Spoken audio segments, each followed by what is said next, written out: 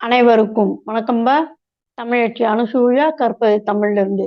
இந்த பதிவில் நாம் காண இருப்பது தமிழ் இலக்கிய வினா விடைகளினுடைய தொடர்ச்சி. தலைப்பு உரை தொடர்பான வினா விடைகள் காண இருக்கின்றோம். வீடியோவை முழுமையாக பாருங்கள். நன்றி. வாங்க வீடியோக்குள்ள போகலாம்.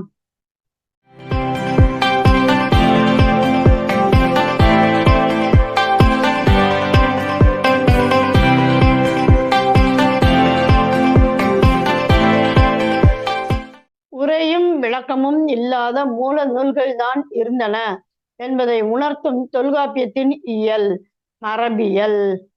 உரை குறித்து கூறும் தொல்காப்பிய நூற்ப தொன்மை தானே உரையோடு புணர்ந்த பழமை மேற்றே என்று செய்யுளில் 238வது நூற்பாவில் கூறுகிறது தொல்காப்பியம். தொல்காப்பியர் வரையறுக்கும் உரைகளின் வகைகள்: பாட்டிடை வைத்த குறிப்பு, பாவின்று எழுந்த கிளவி, பொருளோடு புணரா பொய்மொழி, பொருளோடு புணர்ந்த நகைமொழி என்று 4 வகையாக உரைகளின் வகைகளை கூறுகின்றது தொல்காப்பியம்.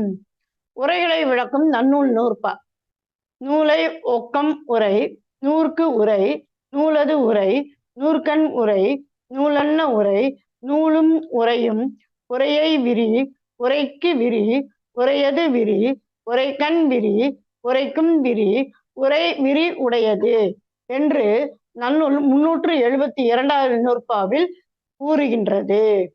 வடமொழியில் உரைகளுக்கு என்னவென்று பெயர்? லோசனம். லோசனம் அப்படின்னு சொல்லி சொன்னோம்னாக்க கண் அர்த்தம். கண் போன்று விளங்குவன உரைகள் என்பதனால் அவ்வாறு பெயரிட்டிருக்கின்றனர். இறைநார் களவியல் உரை பல தலைமுறைகள் வாய்மொழியாக வழங்கி வந்தது என்று கூறும் தொடர்.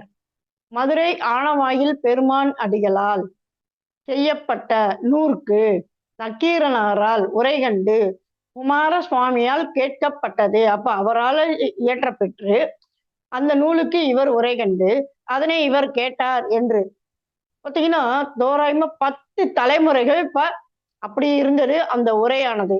அதாவது 10 தலைமுறைக்கு அப்புறம்தான் நக்கீரனார் உரை கிடைத்தது. அது வரைக்கும் பார்த்தீங்கன்னாக்கும் பாடம் வெறும் அந்த இறைநார் களவியல் பார்த்தீங்கன்னாக்கும் வாயில சொல்ல சொல்ல மாணவர்களை கேட்டு கேட்டு வந்தார்கள். அதன் பிறகுதான் உரை என்பது தோன்றியது. சரிங்களா? 10 தலைமுறைகள் என்று கூறுவார்கள். இறைநார் களவியல் உரை வழங்கி வந்த காலம் நக்கீரனார் காலம் முதல் நீலகண்டனார் காலம் வரை. உரை வளர்ந்த வரலாற்றை விளக்கும் சிறந்த சான்று என்று தமிழ் அறிஞர்களால் கூறப்படும் கருத்து. மதுரை அதாவது எப்படி உரை வளர்ந்தது அப்படிங்கிறது எப்படி பாருங்களேன். மதுரை கணக்காயினார் மகனார் நக்கீரனார் தம் மகனார் கீரங்கொற்றனாருக்கு உரைத்தார். அவர் மணலூர் ஆசிரியர் புளியங்காய் பெருஞ்சேந்தனாருக்கு உரைத்தார். அவர் செல்லூர் ஆசிரியர் ஆண்டை பெருங்குமாரனாருக்கு உரைத்தார். அவர் திருக்குன்றத்து ஆசிரியருக்கு உரைத்தார். அவர் மாதவனார் இளநாகனாருக்கு உரைத்தார். அவர் முசிறி ஆசிரியர் நீலகண்டனாருக்கு உரைத்தார். சரிங்களா? அப்ப நக்கீரனார் அதனாலதான் இங்க காலம் என்பது அவ்வாறு கொடுக்கப்பட்டது. நக்கீரனார் காலம் முதல் நீலகண்டனார் காலம் வரை. அதான் இது. சரிங்களா? 10 தலைமுறைப்பா.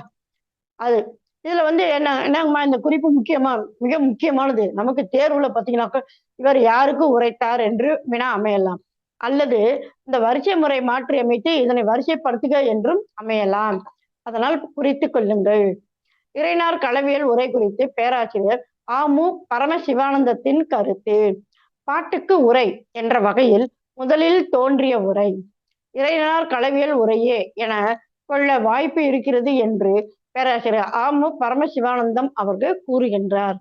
உரையாசிரியர் குறித்து வாசப மாணிக்கம் கூறும் கருத்து. உரையாசிரியர்கள் என்று நாம் போற்றும் முன்னோர் எல்லாம் பாடம் சொல்லிய வகுப்பாசிரியர்கள் என்பதனை நினைவு கொள்ள வேண்டும். பாடத்தில் சொல்லிய உரைகளே அவர்கள் எழுதிய உரைகளாம். உண்மைதானே? இப்ப நம்ம வகுப்பறையில ஒரு செயல் பகுதி ஆசிரியர் நடத்துறார் அப்படின்னு சொல்லிச்சுன்னா அந்த செயலுக்கு அவர் பொருள் கூறுவார் அல்லவா? அப்ப அது வகுப்பு ஆசிரியர் தானே. அப்ப அவர் அது உரை தானே, பாடத்தில் சொல்லிய உரைகள் தானே அவர்கள் எழுதிய உரைகள் என்று. சரிங்களா? அதே சமயம் இதே மாதிரி உரையாசிரியர் குறித்து இவர் கூறுகின்ற கருத்து பாருங்களேன். சிறப்பு குறித்து பண்டிதமணி மு கதிரேசனார் எடுத்துரைப்பது. நூலாசிரியரின் அரிய கருத்துக்களை எல்லாம் உரையாளர் உதவியாலேயே உலகம் உணர்ந்து இன்புறுகின்றது.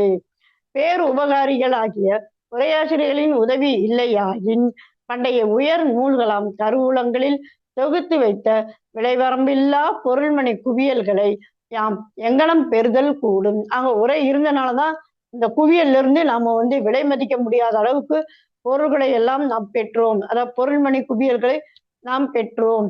எவ்வளவு அழகா சொல்லியிருக்காங்க பாருங்க. அப்போ உரை என்பது எவ்வளவு முக்கியமானது என்பதனை இவ்வாறு அவர்கள் கூறுகின்றார்கள். சரிங்களா? இனி அடுத்த வினாங்க. உரையாடலாய், அதாவது வினாவிடை அமைப்பில் அமைந்த உரைகள். திரையினார் அகப்பொருள் உரை. தொல்காப்பியத்துக்கு சொல்லதிகாரம் எழுதினார் தேனாவரையர், அது. திருக்கோவையாருக்கு பேராசிரியர் எழுதிய உரை. திருக்குறளுக்கு காளிங்கர் எழுதிய உரை ஆகிய இந்த 4 உரைகளும் பார்த்தோமானால் வினாவிடை அமைப்பில் அமைந்த உரைகள் ஆகும். இதுவும் முக்கியமான வினாங்க. சரிங்களா? உரையின் தொடக்க காலத்தில் உரைகள் எழுதப்பட்ட விதம். அருஞ்சொற்களுக்கு பொருள் தருதல், அந்த சொற்களை கொண்டு கூட்டி முடித்தல் என்று உரைகள் எழுதினார். சரிங்களா? உரையாசிரியர்கள் இடையிடையே கையாளும் தொடர்கள். உரை எழுதிக்கிட்டே வருவாங்க, நடுநடுல ஒரு சில தொடர்களை கையாள்வார்கள். அவை என்ன?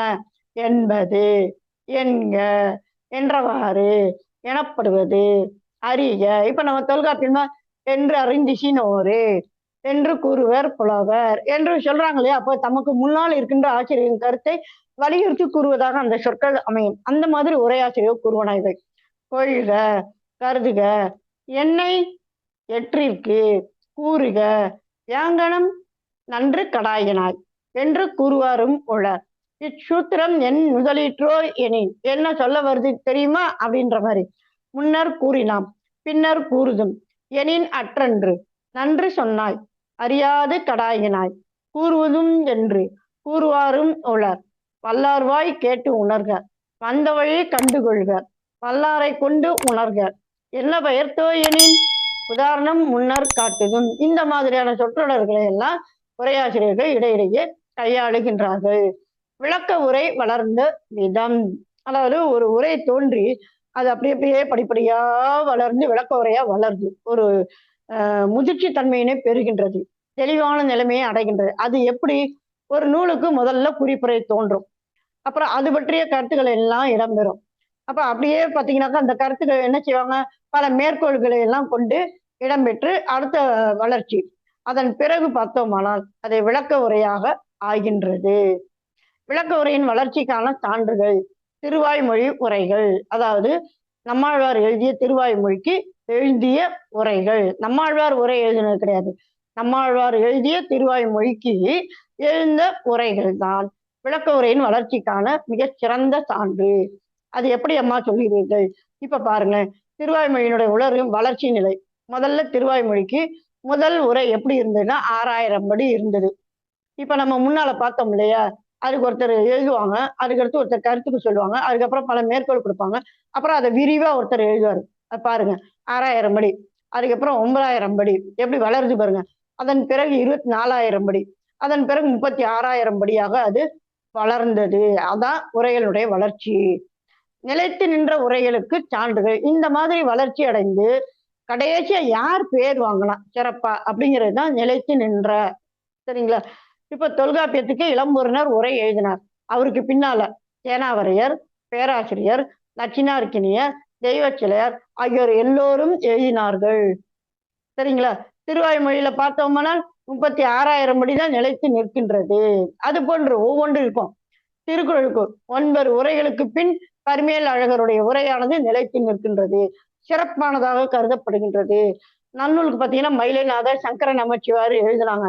ஆனா அவங்களுடைய உரைக்கு பின்னால சிவஞான முனிவர் எழுதிய விருத்தி உரை தான் இன்றைக்கு சிறப்பாக பேசப்படுகின்றது. அதே போன்று சிவஞான போதம் பல உரைகளுக்கு பின்னால சிவஞான வாடியம் என்கின்ற உரைதான் சிறந்து விளங்குகின்றது, நிலைத்து நிற்கிறது. இன்றைக்கும் பெயர் பெறுவது இந்த உரைதான். சரிங்களா? சரி, உரையாசிரியர்களின் காலம் கிபி 10ஆம் நூற்றாண்டு முதல் கிபி 15ஆம் நூற்றாண்டு என்று கூறுவார்கள். உரையாசிரியர்கள் நன்கு வளர்ச்சி பெற்ற காலம் என்று பார்த்தோமானால் கிபி 12ஆம் நூற்றாண்டு முதல் கிபி 18ஆம் நூற்றாண்டு வரை.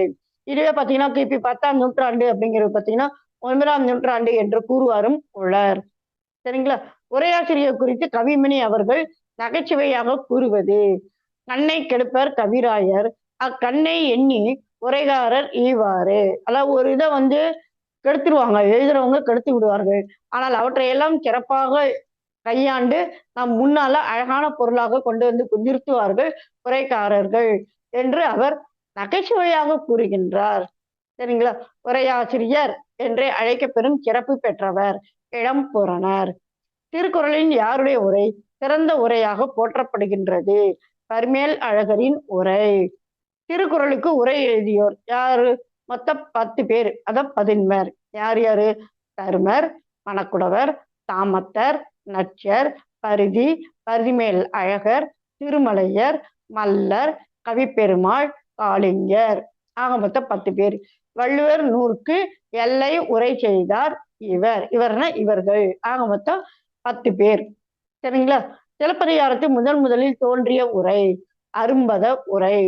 அது என்ன? ஆங்காங்கு உள்ள திரிச்சொற்களின் பொருளை மட்டுமே ஒருவாறு புலப்படுத்தி சில இடத்தை மேற்கோள்களை உடையதாக அமைந்தது இந்த அரும்பத உரை. சரிங்களா?